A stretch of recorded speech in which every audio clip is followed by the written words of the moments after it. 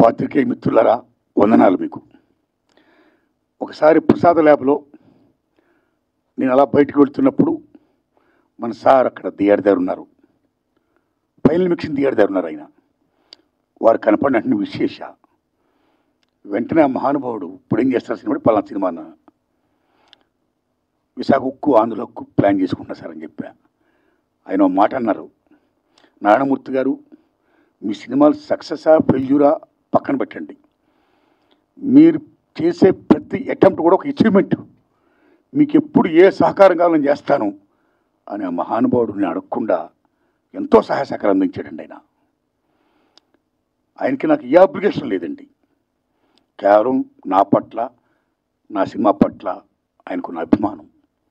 అందులో భాగంగా అయ్యా నేను యూనివర్సిటీ పేపర్ లీక్ అని ఎడ్యుకేషన్ సినిమా తీస్తున్నాను, దయించి మీరు చూడాలి, చూడడమే కాదు మీకు ఏమాత్రం నచ్చినా దయించి ప్రమోట్ చేసి నా సినిమా ప్రజలకు రీచ్ అయ్యేటట్టుగా హెల్ప్ చేయాలి అని నేను విజ్ఞప్తి చేయడం, నా విజ్ఞప్తిని మన్నించి ఆయన అమూల్యమైన టైంను కూడా నా కోసం వెచ్చించి నా సినిమాను చూసి ఈవేళ నా సినిమా గురించి ఆయన మాట్లాడుతున్నారంటే ఆయన నా హృదయపూర్వకంగా ధన్యవాదాలు చెప్తున్నాను.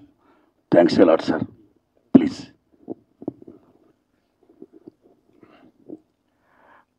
ఆయన ప్రేమతో చెప్తున్నారు కానీ యాక్చువల్గా ఆ రోజు నేను ఆయన కలిసినప్పుడు, అంటే ఎప్పటి నుంచో నేను భీమవరంలో సినిమాలో రాకముందు నుంచి, ఎందుకంటే ఆయనది 32 సినిమాల ప్రయాణం, అదేమి చిన్న ప్రయాణం కాదు. నేను ఎందుకు ఆ మాట చెప్పానంటే ఆయన సినిమా ఆడటం ఆడకపోవటం అనేది తీసి పక్కన పెట్టి ఆయన వన్ మ్యాన్ ఆర్మీ. ఆయన దాంట్లో రాజు ఆయనే, సైన్యాధిపతి ఆయనే, సైనికుడు ఆయనే, అన్నీ ఆయనే. సో ఒక్క మనిషి సినిమా ఆలోచన పుట్టడం దగ్గర నుంచి దాని ఎగ్జిక్యూషను, దాని తాలూకు రిలీజ్ వరకు సినిమాని తీసుకెళ్ళి జనం ముందుకి థియేటర్లో సినిమాని ఒకే ఒక వ్యక్తి ఇంత ప్రయత్నం చేస్తున్నారంటే అది కూడా ఖచ్చితంగా ఏదో ఒక కారణం ఉండి తీరాలి సినిమాకి, దానికి ఖచ్చితంగా ఏదో ఒక ప్రయోజనం ఉండి తీరాలి. ఒక మాట మనం ఖచ్చితంగా మాట్లాడాలి, ఆ మాట వినపడాలి. అంటే నొక్కబడే గొంతుల గురించి మాట్లాడడానికి ఒక గొంతు ఉంది, ఆ గొంతు అందరికీ వినపడాలి. అది మనకు నచ్చచ్చు, నచ్చకపోవచ్చు, దాంతో మనం ఏకీభవించవచ్చు, ఏకీభవించకపోవచ్చు, కానీ వాళ్ళు మాట్లాడాల్సిన అవసరం ఉంది, అది మనం వినాల్సిన అవసరం కూడా ఉంది. లేకపోతే ఏం జరుగుతుందంటే ప్రపంచంలో ఏకపక్ష ధోరణి అనేది రావటం మూలంగా రాబోయే జనరేషన్స్ చాలా సంకుచితంగా తయారైపోతారు. సో అందుకని విభిన్నమైనటువంటి గొంతులు, విభిన్నమైన అభిప్రాయాలు, వీటిల్లోనే బ్యూటీ ఉంది. సో అలాంటి ఒక పార్శ్వం, అలాంటి ఒక అందం ఆర్ నారాయణమూర్తి గారి సొంతం. అది ఆయన తాలూకు శైలి, అది ప్రత్యేకం. ఇప్పుడు ఈ సినిమాకి వచ్చినప్పుడు కూడా నేను సినిమా ఎలా ఉంది అని ఒకే ఒక మాటలో చెప్పాలంటే, నేను 2.5 గంటల పాటు వచ్చి ఫస్ట్ కార్డు పడిన వెంటనే 162 నిమిషాలు అనగానే నేను కొంచెం భయపడ్డా. అయ్యో బాబు 2 గంటల 40 నిమిషాలు ఇప్పుడు కూర్చొని చూడాలా మనం ఈ సినిమా, ఫస్ట్ వచ్చే భయం. ఎందుకంటే కరోనా తర్వాత అందరికీ కూడా ఏ సినిమాని కూడా 20 నిమిషాల మించి 30 నిమిషాల మించి చూడలేనటువంటి ఒక, ఏమంటారు దాన్ని, ఒక అది యాంగ్జైటీ అనాలా, అసహనం అనాలా, అలాంటి పరిస్థితిలో ఉంది ప్రపంచం మొత్తం. అలాంటి సినిమాని 2 గంటల సినిమా, 2 hours ఇప్పుడు నేను చూసింది, 2 గంటల సినిమా చూస్తే, క్షమించాలి సమయం తప్పుగా చెప్పా, 2 గంటల సినిమా చూసినప్పుడు నాకు చాలా ఫాస్ట్గా పరిగెత్తి వెళ్ళిపోయింది, సినిమా అయిపోయింది. దాంతో విషయం, ఇందులో ఉన్న విషయం పేపర్ లీకులు, యూనివర్సిటీలు లేదంటే కాలేజీ రోజుల నుంచి విద్యాబోధన ఇంగ్లీష్లో జరగాల, తెలుగులో జరగాల, విద్యార్థులు ఉద్యోగాల కోసం జాబ్ క్యాలెండర్ల కోసం వెయిట్ చేయటం, అక్కడ కూడా లంచాలు ఇచ్చిన వాళ్ళకి ఉద్యోగాలు వస్తుంటే మిగతా తాలూకు స్టూడెంట్లు కానీ మిగతా వాళ్ళ తాలూకు నిస్పృహ, ఇందులో ఏది కూడా మన ఇమీడియట్గా ఉత్తేజపరిచే అంశాలు కాదు, ఏదో ఆలోచింపజేసేవు లేదా నిరాశపరిచే అంశాలు అయినప్పటికీ కూడా సినిమాని చాలా బలంగా పట్టుగా నడిపించారు. నేను అనుకోవటం అది మీ సిన్సియారిటీని అనుకుంటున్నాను. కేవలం మీ సిన్సియారిటీ మూలంగానే మనకి లోపల ఏదైనా ఒక లాంగ్వేజ్ వచ్చే లోపే మీ సిన్సియారిటీ వల్ల బ్రదర్ ఒక్క నిమిషం. అంటే మాకు ఏదైనా లోపల ఒక లాంగ్వేజ్ వచ్చే లోపే మీ సిన్సియారిటీ వల్ల దాన్ని ఏం మాట అనలేకపోతున్నాం.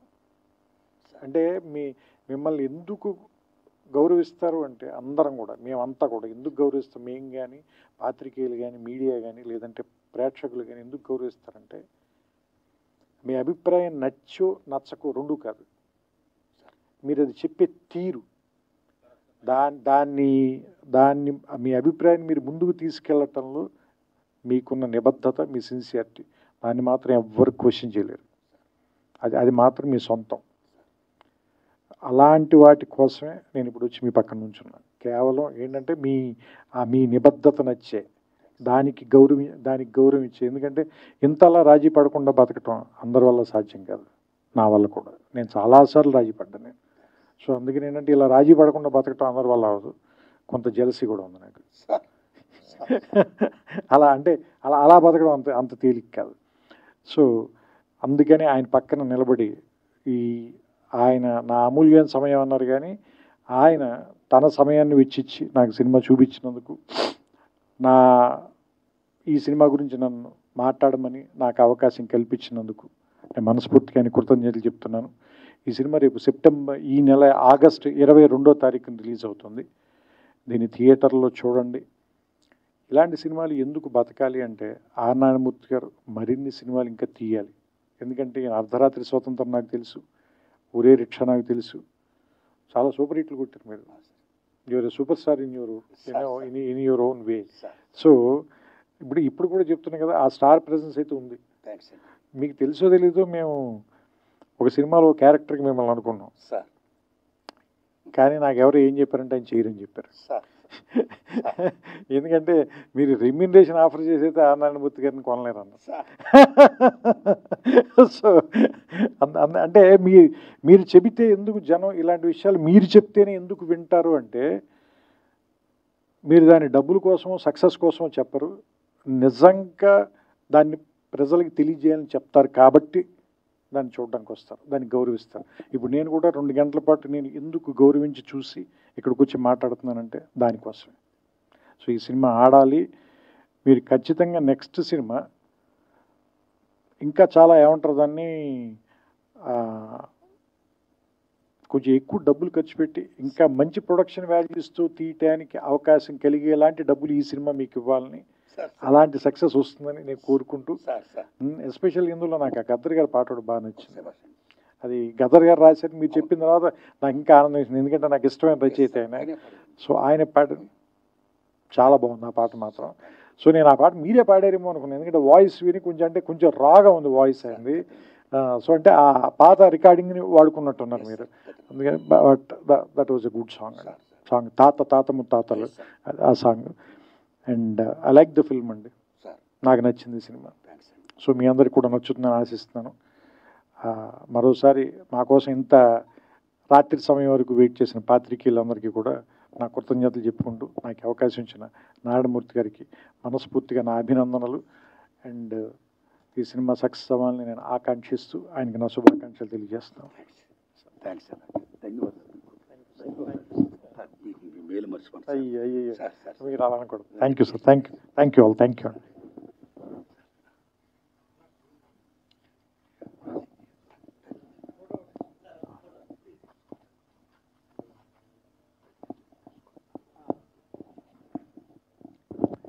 అండ్ ఇంకొకటి, ఈ సినిమాలో అయినా ఐ కాంట్ బ్రీత్ అని 1-2 సందర్భాల్లో చెప్పారు. అంటే ఎందుకు అంటే ఉక్కిరి బిక్కిరిగా ఉంది. ఎవరికి ఉక్కిరి బిక్కిరిగా ఉంది అంటే, ఈ సినిమాలు చూస్తుంటే నాకు అనిపించింది, పిల్లల చదువుల కోసం, వాళ్ళ భవిష్యత్తు కోసం వీళ్ళ వర్తమానాన్ని తాకట్టు పెట్టిన తల్లిదండ్రులకి చాలా ఉక్కిరి బిక్కిరిగా ఉంది. దీని విష సంస్కృతి అనాలా, లేదంటే ఇది మనం దేని వెనకాల పరిగెడుతున్నాం? చదువు వల్ల వచ్చే సక్సెస్ వెనకాల, లేదా నిజంగా జ్ఞానం వెనకాల? జ్ఞానం వెనకాల పరిగెడుతుంటే ఇంత డబ్బులు విసిరేసి ఎందుకు పరిగెత్తాలి మనం? ఆ క్వశ్చన్ అయితే మాత్రం వచ్చింది సార్. సో అంటే యాక్చువల్గా జ్ఞానం మనకి ఆనందాన్ని ఇవ్వాలి. ఇంత నొప్పి ఎందుకు ఇస్తుంది, ఇంత బాధను ఎందుకు ఇస్తుంది? మన కన్న వాళ్ళకి ఇంత కష్టాన్ని ఎందుకు ఇస్తాను? ఎందుకంటే నేను కూడా ఇంజనీరింగ్లో ర్యాంక్ వచ్చి, బట్ అది ప్రైవేట్ కాలేజీలో వచ్చింది నా ర్యాంక్, 3000 చిల్లర ఎంత ర్యాంక్ వచ్చింది. మా ఫాదర్కి మేము 4 పిల్లలం, ఆయన నేను చదివించలేను అన్నాడు. సరే మరి ఆయన తేలిగ్గా చెప్పారో లేదా నేను తేలిగ్గా తీసుకున్నానో తెలియదు, కానీ దాన్ని పెద్ద పట్టించుకోకుండా నేను గ్రాడ్యుయేషన్ బీఎస్సీ చదువుకోరానంటే నేను బీఎస్సీ చదివేశాను. కానీ అంటే ఇప్పుడు వీళ్ళని చూస్తుంటే అప్పుడున్నంత తేలిగ్గా సమాజం ఎందుకు లేదు, ఇప్పుడు మనుషులు కూడా ఎందుకంత తేలిగ్గా ఎందుకు లేరు, ఎందుకంత సుఖంగా లేరు, ఎందుకంత బరువుగా ఉన్నారు అంటే మనం అంత ఒత్తిడి పెట్టేస్తున్నాం పిల్లల మీద. ఇందులో పెట్టారు చూసారా, నువ్వు అన్నం కలుపుకునే టైంలో పుస్తకం చదివితే బెటర్ కదా అని చెప్పి మదరు ముద్ద తిను, నువ్వు చదువుకో, అన్నం మాత్రం నేను కలిపి పెడతాను, అంత ఒత్తిడి ఎందుకు పెట్టేస్తున్నారు పిల్లల మీద? అంటే వాళ్ళ భవిష్యత్తు గురించి వీళ్ళు ఎందుకు ఎంత వీళ్ళ వర్తమానాన్ని తాకట్టు పెట్టేస్తున్నారు. ఆ పాయింట్ బాగా నచ్చింది నాకు ఈ సినిమా, అదొకటి చెప్పాలనిపించింది, అందుకని మళ్ళీ తీసుకున్నాను. Thank you.